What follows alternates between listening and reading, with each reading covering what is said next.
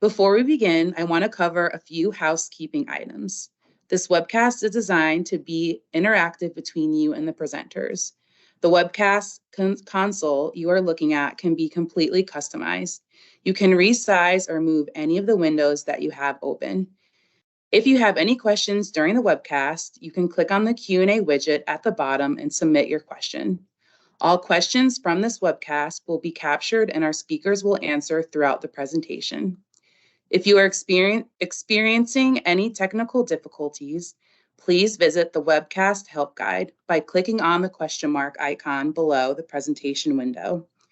The help guide covers common technical issues. I would now like to turn over this presentation to our speaker, Mark. Mark, the floor is yours. Thank you.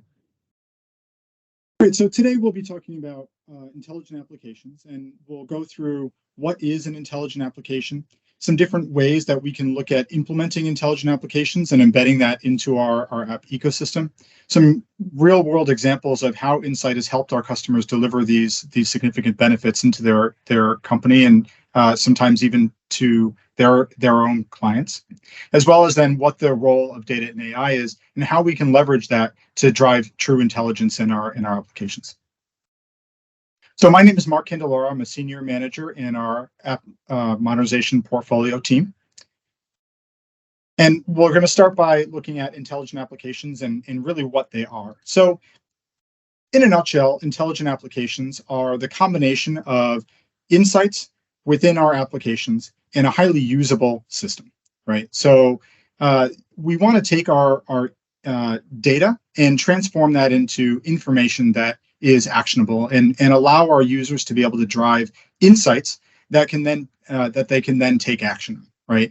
And so in doing that, we're lowering the barrier for users to be able to take those actions and be able to implement the types of insights that they see, as well as then be able to leverage the power of these custom applications to make users want to use these applications, right? So we all have seen those kinds of applications that are super painful to use because it's super clunky. It takes you 12 clicks to go anywhere and do anything. And by leveraging our user experience team, we can understand what the user's workflows are, what they're trying to do, and develop applications that really feel like they're custom made for that user because they are.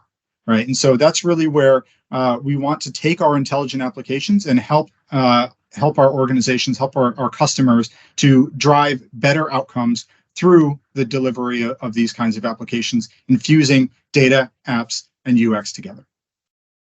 So a conceptual architecture for intelligent applications really involves, breaking it down from a high level is, your standard kind of 3-tier architecture. We have our data starting at the bottom, looking at going through our services to perform, the kinds of calculations and business logic that we have, and then ultimately presenting that to a user in a very friendly, user-centric way, right?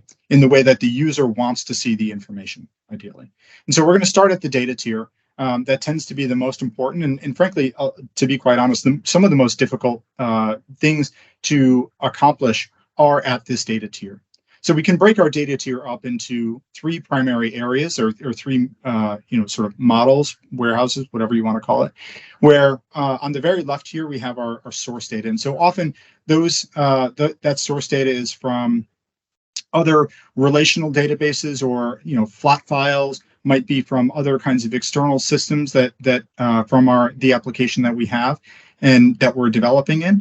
And often then all of that source data is pulled in and aggregated into our data warehouse. And so again, the data warehouse sometimes is implemented in another kind of relational database, or it may be a more logical data warehouse where it's not stored in a separate physical SQL Server warehouse, but maybe using something like Azure Synapse or Databricks or something like that to be able to pull in and resolve that data in a more holistic way without necessarily requiring a custom ETL on a regular scheduled basis to pull that data in. And then on the other side of this, we have our semantic data models, where these are sort of the custom built databases that are going to support our applications for their specific use cases, right? So this may be for certain types of reporting data, different types of transactional data, customer data, things like that, are going to really support the operation of our applications, right? And everything that they need to do. So at the service layer, we're really looking at all of the different types of capabilities that our application needs to have in a structured programmatic way. And so that's going to be things like clearly security, reporting, AI, and any kind of artificial intelligence and analytics, and real-time activity too, right? So we also don't just want to wait for our users to ask for specific pieces of information. We want to be able to push information up to our users as we feel that they need it. So just in time information back to the user to be able to take action on that.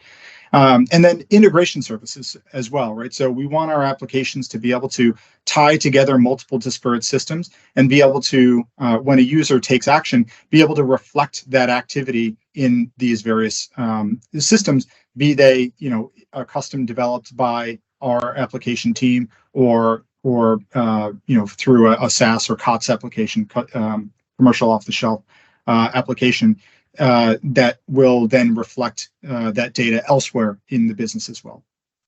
And so the presentation layer, again, I mentioned that this was, again, one of the most important reasons why these types of intelligent applications are really impactful to organizations, right? Because it ties all of these core capabilities together in a way that makes it the most optimal for a user to be able to interact with their data, interact with the types of services and logic that they need to be able to do to perform their day-to-day jobs, be able to gain the types of insights from the data, and then implement that in a structured workflow that may provide some consistency for how data flows or how workflows happen within the organization. Think about how contracts might get signed or staffing may happen on certain types of projects. Those are all implemented as workflows, whether they be explicit workflows or implicit, being a data value changes over time by different users across the organization. Those types of things are really critical for how these types of intelligent applications work and enable our users to be able to use the application most effectively. So how does this look in more of a logical architecture? Well, let me see if I can turn on the laser pen here so that I can go through this with you. So our application may reside initially here, right? And so we can down the road here, we can see actually that application is maybe a React application, and work in a user's browser, or may sit on a user's cell phone. But this application really sits in parallel to other kinds of applications that may reside in the enterprise. So a Teams plugin, or potentially externally a Bing plugin, or some sort of capability built into Google voice commands, or Alexa voice commands, right? Those types of capabilities may all sit in parallel, where this is the closest point to the user, right?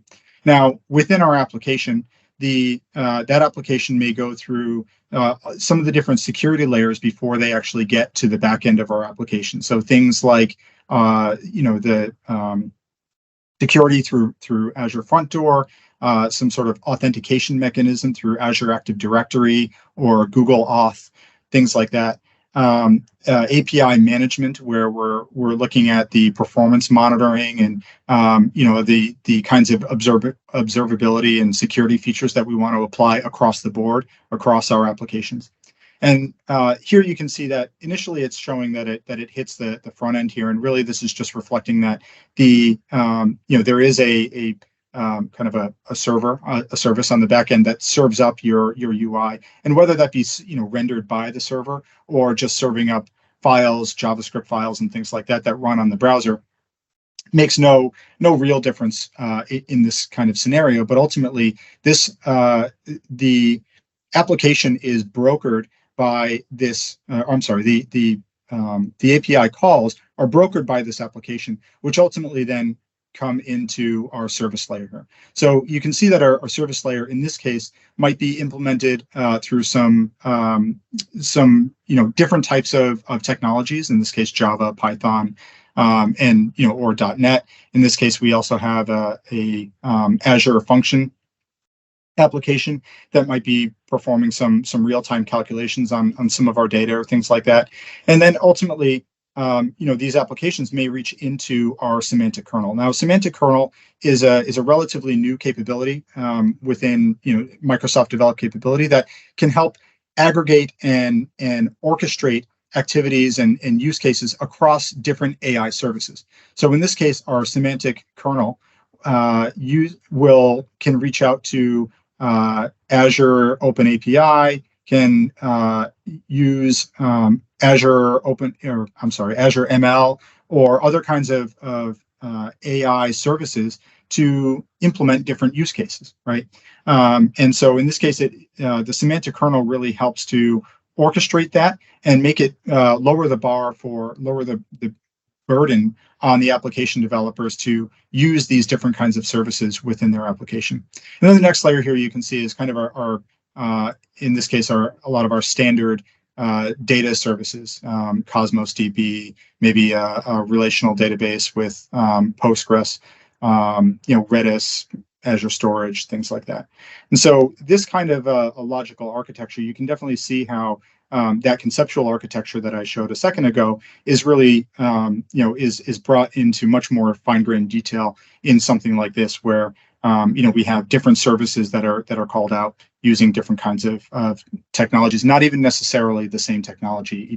Each service is built in, and so this all sits also on top of different infrastructure services potentially, right? So, we have our, AKS, Azure Kubernetes service. We might have a container services, Azure application services, or OpenShift being leveraged on some of these various applications and services. And so it doesn't necessarily matter what the infrastructure is, but the logical services that are hosted within them are really important, and the data flows as well are super important to be able to house this logic and be able to then bring it back and expose users to what these capabilities are across the board. Turning off my laser pointer. So how do we look to implement these kinds of applications, and where do we start, right? So just at a very conceptual level, looking at the process by which we want to develop and deliver intelligent applications into the market, right? And the market may mean an internal market, for our employees, or it may mean actually externally to our clients who might be paying some sort of a subscription in terms of revenue for us. So when we're in the implement stage, we're really looking at developing the feature roadmap and understanding what the needs are of our customers, really planning out those features that are going to solve the needs of our customers. We're looking at the solution architecture and how we can develop an application that is able to be added on and extended over time, and not build ourselves into a corner, as well as then be able to understand the different facets of feasibility, viability, and usefulness. Feasibility being, how doable is this? Is this capability with the technology that we have? Viability being, can we make money on it? Is it profitable for us to deliver this solution with our business model? And then a usefulness being, does it actually solve somebody's need? Is somebody willing to pay us for this product, this service? As we're going, as we round that corner, we start to look at what it takes to deliver. And so we're looking at the consistency of our deployments, right? We want to make sure that as we're delivering our application, we're not undoing any of the features that we just delivered in our last iteration. We don't want to take down the site for hours and hours while we're upgrading the database or something along those lines, right? So we really want to make sure that the barrier to delivery is very low. We have an excellent time to market, and so we're able to rapidly develop and deploy new features into the market very quickly, and that we're doing the types of things like environment management that allow us to have much more streamlined process around quality and testing, and having our developers be really effective at how they deliver these features. Environment management being another pretty critical piece to this, because we talked about data being a really critical thing to this. Well, data is very expensive to store and to maintain it overall, right? So if we have an application that operates on a very large data set, well, we can't replicate that data set multiple times for our dev, test, prod. So how do we maintain that? How do we manage all of that data? And especially because the data is so critical to the delivery of features over time, how do we maintain that data in a way that makes it easiest for us to develop the capabilities on, to test and make sure that our algorithms that we're developing are operating on the data effectively. Sustain, as we look to then sustain the product that we're delivering, we're starting to really refine how we deliver our product with functional quality, right? So in the implementation and delivery stages, we definitely have some quality controls, but here we're looking to really understand what level of balance do we need to have with testing and quality versus the delivery of new features. And we don't want to let an over focus on quality prevent us from being first to market, right? So refining, not necessarily refining the quality overall, but really honing in on what kind of quality do we want to have at different stages of the product lifecycle, and how does that reflect in terms of the brand that we want to have. We want to have a high quality brand, or are we looked at as maybe more of a cost effective brand? And that's okay, right? But we need to make sure that we're making that an explicit choice rather than allowing the market to label us one way or the other. Non-functional quality being another aspect of this. Non-functional quality is often left to after the fact, right? And we want to make sure that again, even though we may be doing some of those non-functional quality activities, performance testing, security testing, things like that, we're refining that process overall and being more explicit about how much we want to invest in that as we deliver new features overall. Product support, we want to make sure that our customers have really white glove support and feel that we're able to quickly resolve their issues no matter what they are. Or maybe we're looking at really refining that cost and being able to provide them more automated support and things like that. Observability being another layer of support where we're able to give our support teams and our developers in some cases the effective ability to be able to triage issues that might be happening, whether they be in production, dev, or test or whatever, and be able to resolve those issues. Again, support potentially doing that for an individual customer, but our developers also need access to that information to be able to resolve bugs or other kinds of defects in the system overall. And then as we move into the refine stage, we're really looking at turning the screws on each of those different value priorities overall, and trying to really increase the effectiveness on each one of those. So looking to change our team structures to be more effective at how we deliver value, how we partition our product and deliver value more rapidly.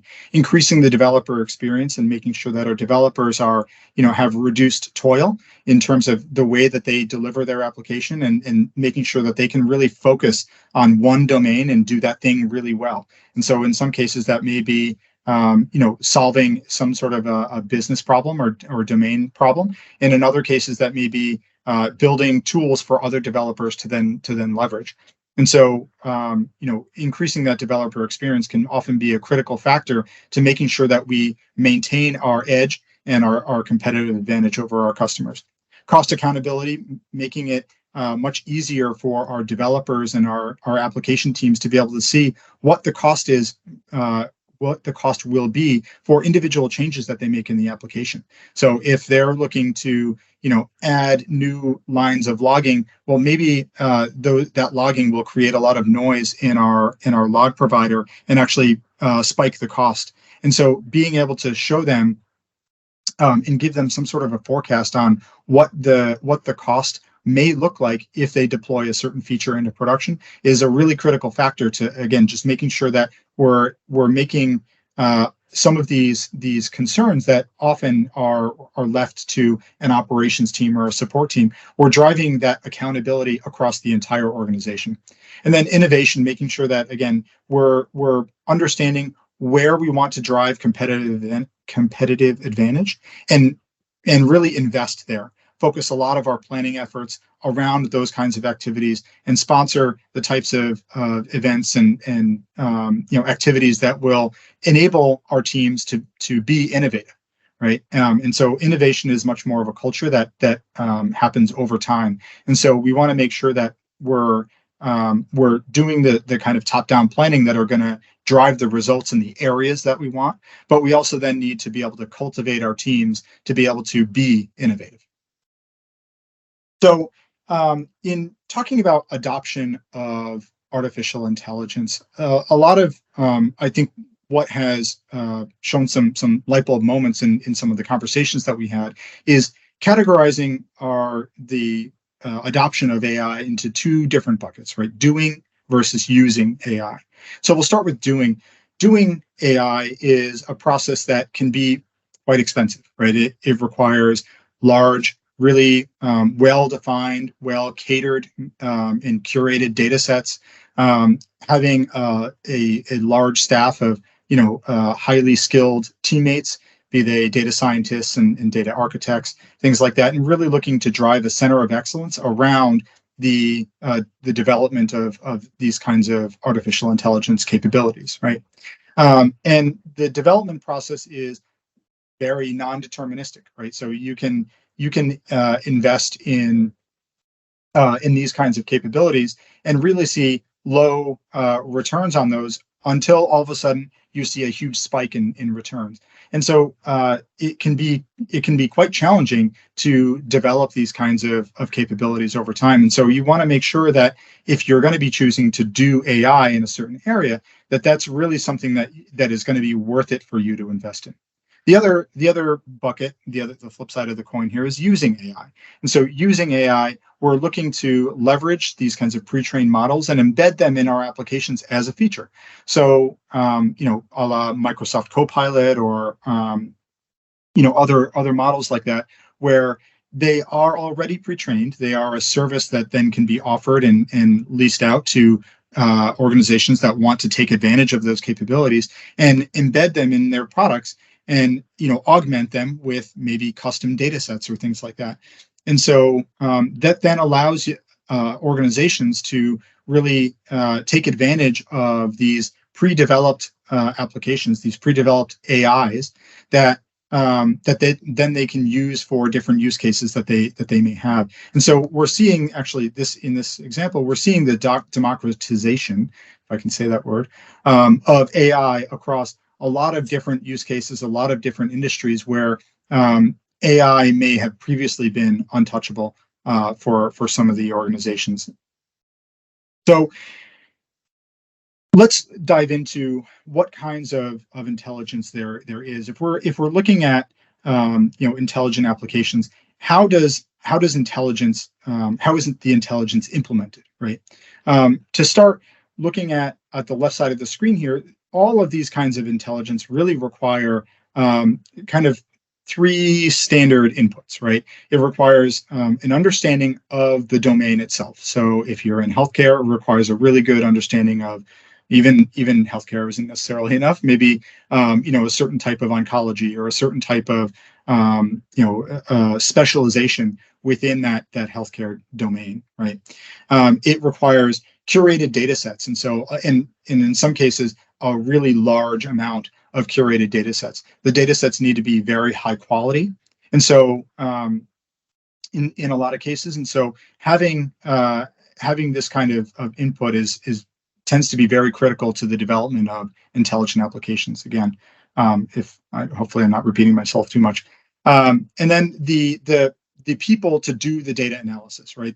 To take that data, understand what implications there are and what correlations there are between some of the different data sets, to be able to then draw out understanding and draw out the different types of intelligence that then we can bake into our applications. And so the easiest form of that intelligence is in what I call applied algorithms, right? So this is really where we're looking at a calculation to create some sort of a discrete output. And so some examples of this, for example, I worked in my distant past for a public sports team, in this case, a baseball team. And they had different types of algorithms for ranking players. So, for example, there was a certain set of algorithms that they used to score pitchers. And in some cases, they had different algorithms for left-handed pitchers versus right-handed pitchers. And so those kinds of algorithms, it was just a basic calculation. If you had access to the right data set and things like that, it was relatively easy to create that kind of a calculation, even for a basic programmer developer.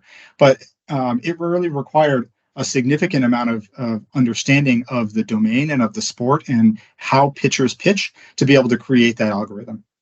Artificial intelligence is kind of a subset of that, where the calculations and the algorithms become much more complex. So you can think of things like the computerized opponents in chess, where there are different kinds of algorithms that go into creating a highly competent computerized chess opponent.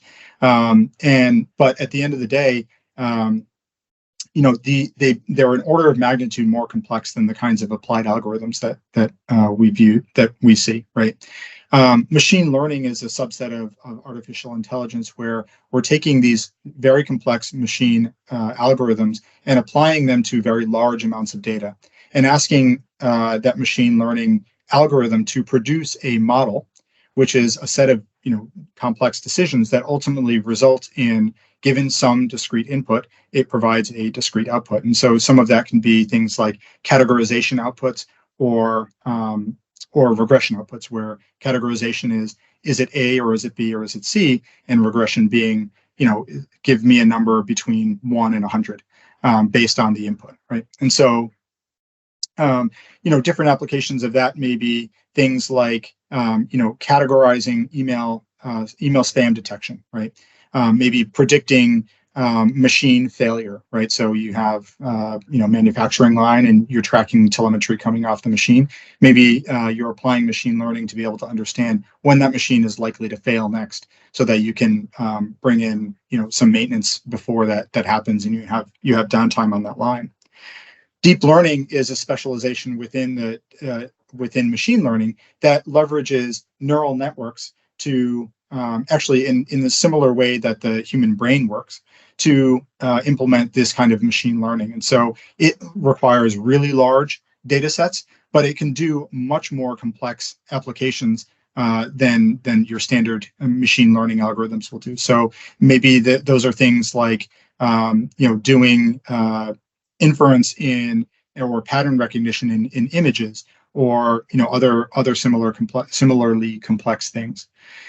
Generative AI is another sort of subset or specialization within deep learning. And so generative AI is able to actually generate new content based on a corpus of existing content. And so, for example, GPT-4 is an example of generative AI that you can see using ChatGPT. So when you go into ChatGPT, actually, typically you're using GPT-3, and you can type in some prompt, and it will give you some output. And that output may be, quoting certain pieces of information that it has found in its corpus of data, but in some cases may be brand new, based on some pattern recognition and other kinds of probability algorithms that it uses to be able to generate and predict the content that you want to see based on your input.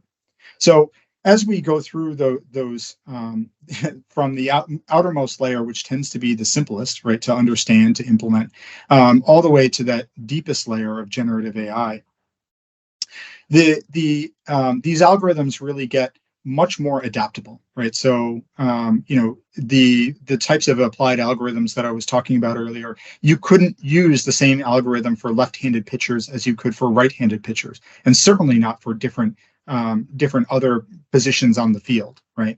Artificial intelligence, then is another, is much more adaptable, right? In chess, maybe able to understand what the different moves of the different pieces on the board are and be able to adapt to different positions of where the chess game is at, but at the end of the day is really specific to chess. So those are different examples of how these algorithms get more adaptable and frankly self-improving, right? As we start to go further down these layers, you often can get more improvement out of these algorithms by adding in more data, by resolving, maybe you have quality issues in the data. You can improve the model's performance by increasing the quality of that data and resolving some of those data issues potentially, right?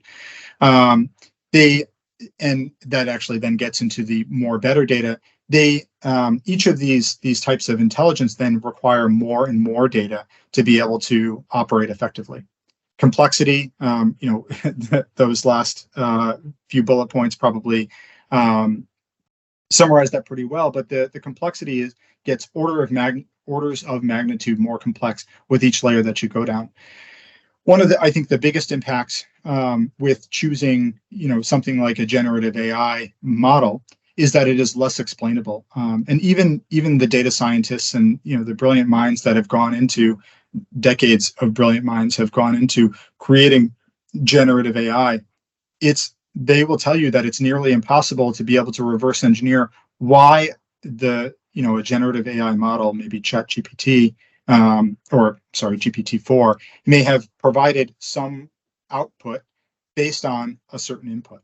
There's not a deterministic way to be able to explain that.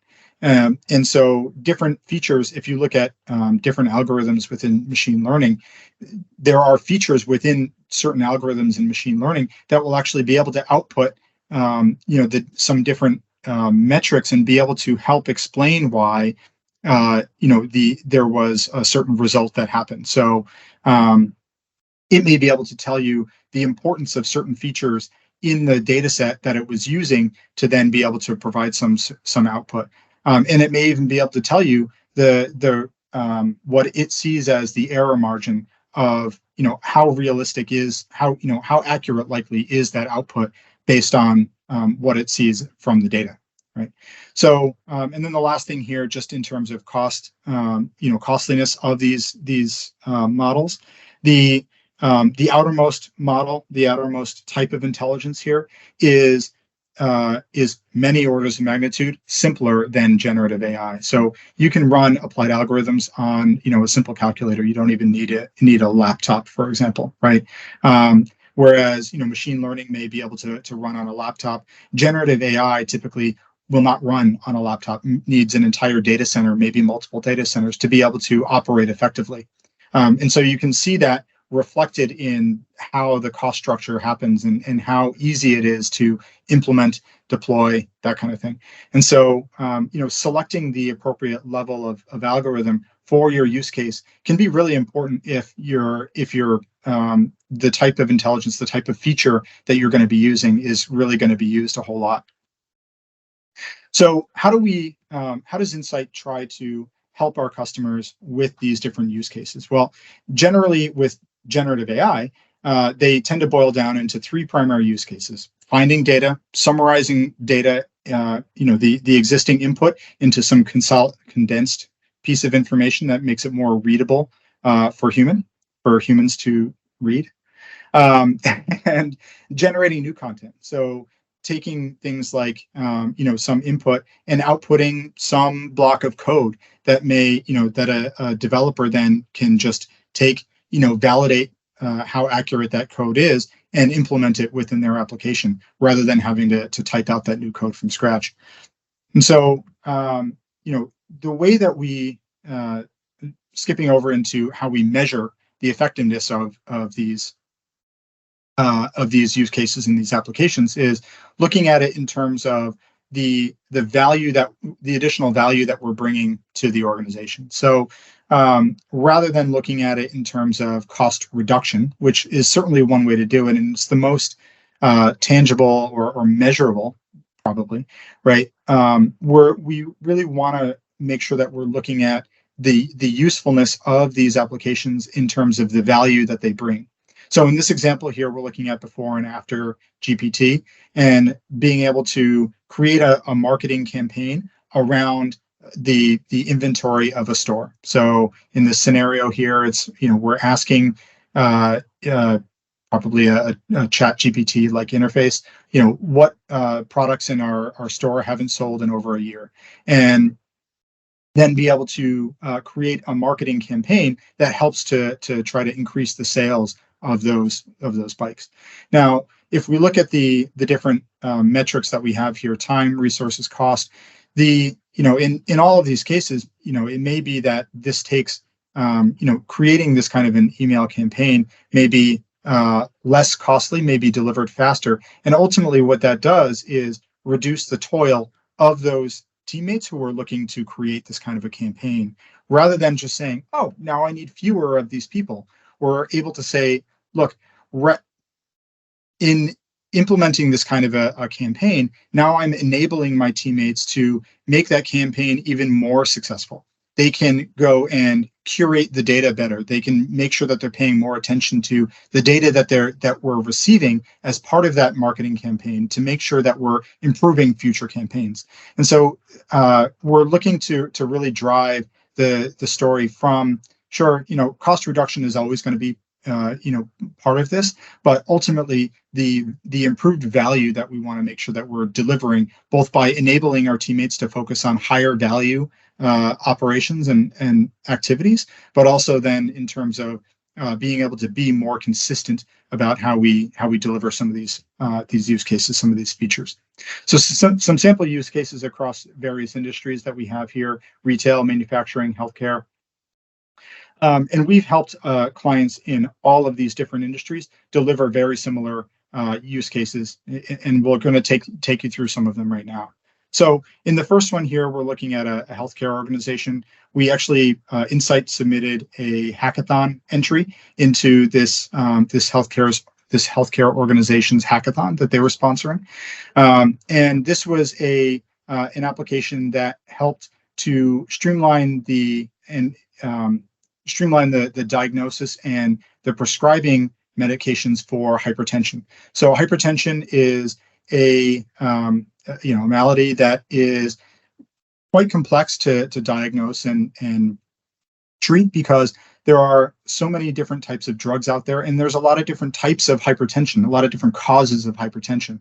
And so not all medications will be effective for all patients. So often it is an issue of trial and error with these types of applications. And the application that we built was a mobile device that helped, or a mobile application that helped connect the patients with their doctors and be able to provide them feedback in a more consistent and accurate manner, as well as being able to lean on pull that data into a machine learning model that was then able to recommend the next prescription, the next drug that was most likely to work based on the inputs that they had, based on what the symptoms were for that patient, and what the known what the understanding was of how effective different drugs are for that type of those types of symptoms.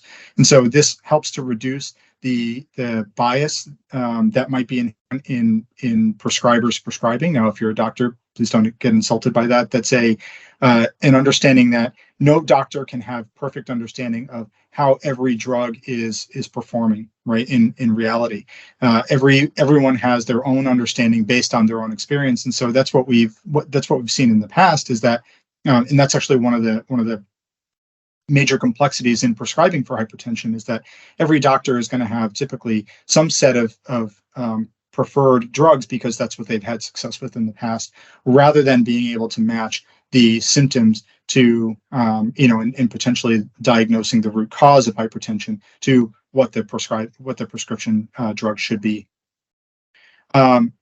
This one is a story that I really like. It's a manufacturer of electronic components. They have a very large product suite that they're selling, and different product lines that they have are not compatible with other product lines, and so that causes a lot of. And there was because of the sheer magnitude, the sheer number of product lines that they had, it was a real difficulty in recommending compatible products to their customers who were actively, maybe looking for a certain type of chip that would go with a certain type of circuit board. But because of the complexity of that type of matching, it was very hard for customers and their sales team to be able to recommend products to their customers. So how how our teams were able to do that was just through training and experience, where when Insight came in, we helped them standardize their data through a modern data warehouse, and then be able to leverage that data to create a recommendation engine that, as you can see on the right hand side here, helped to increase their expected revenue by $150 million, and then really transform their sales team from a team that needed to be highly trained on all of the technicals of the parts and things like that they were selling, to an organization that really did what salespeople do best, which is get to know their customers and develop those kinds of relationships that we want our sales teams to have. Factory line optimization. So this is another really good one where our client was having a lot of issues with outages on their factory lines. And actually specifically due to part delivery. So as their lines were drawing down on the inventory that they had on the line, they needed to get a new delivery of the raw materials to keep that line operating. And because of the complexity of where their warehouse was in relation to the factory line, they had a lot of traffic jams. A cart would have to come pick up a part. It would take a minute or two for that part to be loaded on the cart to then be delivered back to the line, and that would actually cause potential traffic jams and roadblocks in the factory. Where Insight was able to come in, be able to develop a model that would recommend a route for the drivers that were then able to follow that route and reduce the overall downtime, the delivery downtime, to 0%. So and significantly reduce the amount of traffic jams and things like that in the warehouse. So as we've talked about before, if you hadn't gotten that already, data and AI is really critical to how we develop intelligent applications. And so looking at the state of the market, we can see that there is a significant lack in being able to manage data, as well as then being able to derive the value from the data that organizations have. And on the right hand side, we can see that the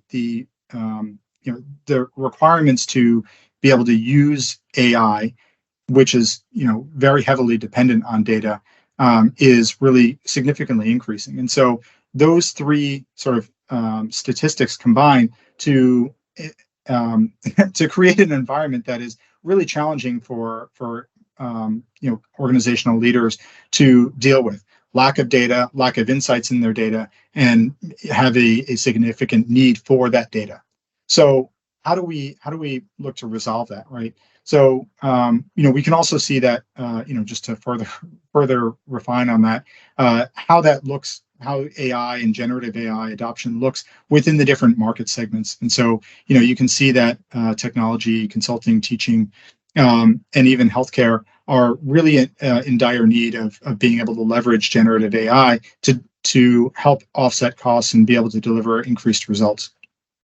So again, looking at the conceptual architecture here, narrowing down on that data tier, back in the maybe the early 2000s to mid 2000s, a lot of what this process looked like was standard relational databases, and that's still a fine way to do things, right? There's nothing necessarily wrong with doing things, having kind of an ETL based process for processing your data, curating your data, resolving issues, having a centralized place to, clearinghouse to be able to do that and govern your data in a data warehouse, be able to generate your semantic data models that are very clean and secure, right?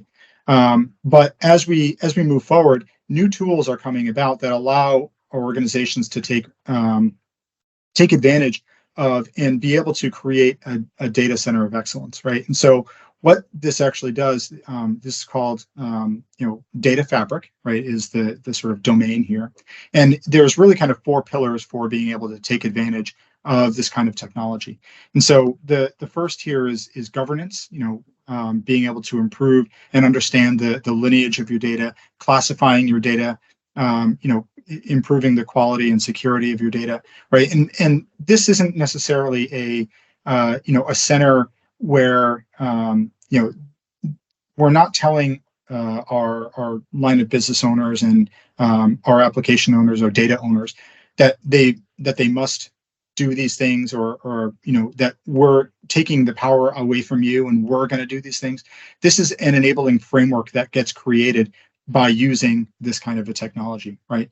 And so by doing that, then we can see what those threads may look like across some of the other pillars here that we have. So automation, how we're provisioning our data sources and ingesting data, right, to the overall improvement of those processes, all needs to make sure, we need to make sure that we're automating them. We're monitoring those processes for errors in terms of how the data is being ingested, and automating, ideally, automating that correction. Often that correction needs to go to, a human to be able to resolve those issues, but the process by which that happens and the pipeline that happens under can all be automated.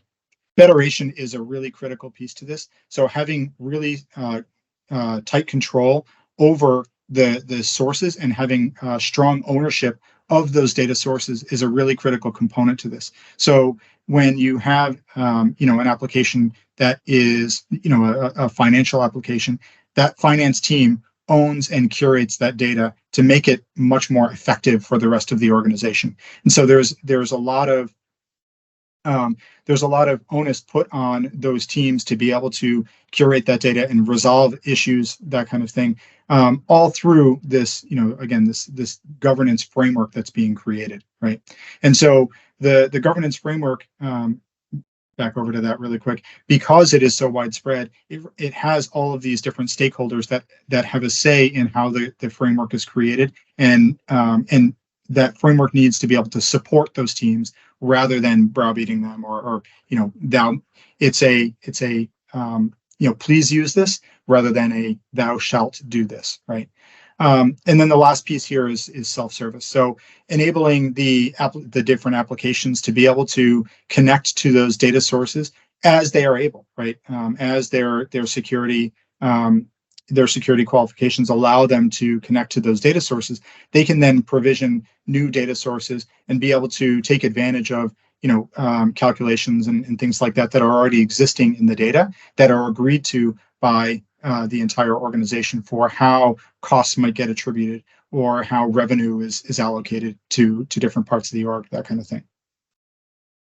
So Insight brings all of these capabilities together, both top down and bottom up, right? So Insight has the capabilities to be able to help an organization develop a data strategy, develop those kind of governance practices, and create the center of excellence that's going to help your organization create a direction for where you want to take your data and refine that over time. And then from the ground up, being able to put in place those kinds of technologies and those kinds of processes for how the data gets curated, how we put the quality checks and security in place, and or doing maybe some of those real-time processing, as well as then implementing AI models and things like that are going to help derive intelligence from the data that you have. And so that really enables these three kind of pillars of modern data platform, artificial intelligence, and ultimately business intelligence that we would want to see. So Insight is then this is our refined process for where any organization is in their journey. We can help plug into wherever that may be, from strategizing on how to make data useful within your organization, envision the planning around maybe a specific use case, proving out that in terms of proof of value, accelerating through scale, and then managing long term, right? So Insight has a broad breadth and depth in capabilities, and we have the capabilities to be able to help our clients be able to succeed in this, as well as then being able to bring our key partnerships through Microsoft, AWS, Google, Intel, to be able to deliver the advantages of potentially partner funding, as well as the partner support that comes with our partnerships. So here you can see some of the different capabilities that Insight has within our overall organization. Today, we talked mainly about modern apps and data and AI, but modern workplace, intelligent edge, cybersecurity, and modern infrastructure are all enabled through our consulting, hardware, and managed services. And so here you can see, get a glimpse of the types of scale that Insight has globally. So over 4,000 projects last year, 9,000 client-facing teammates, and 5,000 technical teammates. And so we have both the breadth and the depth to be able to help all of our clients of any size. And so take the next step in your journey by scanning this QR code and signing up to have a conversation with us today. Thank you.